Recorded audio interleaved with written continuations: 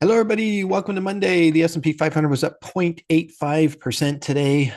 Another record high, 46 record highs so far this year. Unbelievable year, actually. Of course, 1995, we had 77 record highs. I guess that's still on the table, but be hard to get there. We'll see.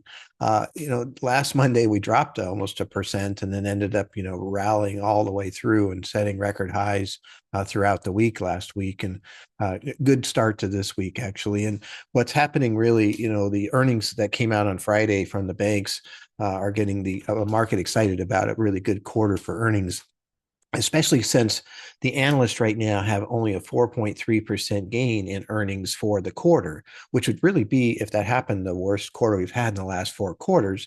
But if you look at forward guidance, the companies, telling us what they think they're going to do, it comes out to about a 16% gain in earnings. So you got, an expectation at 4.3 and a potential at 16% if these companies are able to deliver on their forward guidance. And that's a recipe for an upward moving market.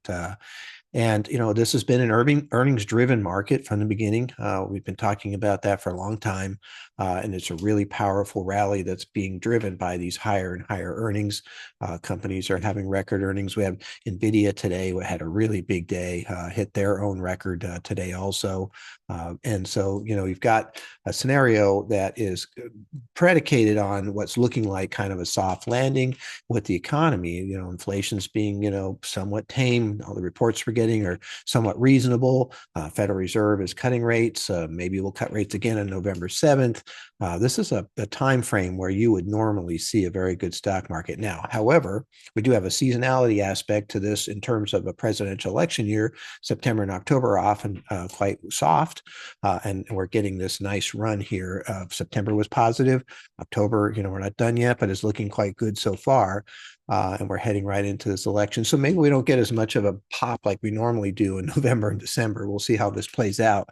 But if we do get those pops, boy, we could really go. This could be a fantastic year altogether. So the market's a little bit stretched out. It's fairly expensive as far as that goes. But once the market gets on a roll like this and gets momentum going forward, you can get a pretty expensive market for quite some time. So, if you go back to 1949, the average, term of a upward motion market is 5.5 years. We just hit our 2-year anniversary yesterday. So the 13th of October, 2022 was the low in that downturn in 2022, 28% drop from high to low. And then we've been rallying up so far. We're up 60% since that time frame. The average upturn lasts, again, 5.5 years, and it's a 180% average return during that period of time. So theoretically, we have quite a ways to go. I'll share some charts on Friday during my summary, kind of talking about, what happens and which, how long they go. We can look at them, one at a time really quickly there, and you can see what's going on. This potentially has some room to go as far as that goes. So good time to be investor, good time to be in the market, that's for sure. And we'll look forward to seeing what's going to happen tomorrow. Thank you very much.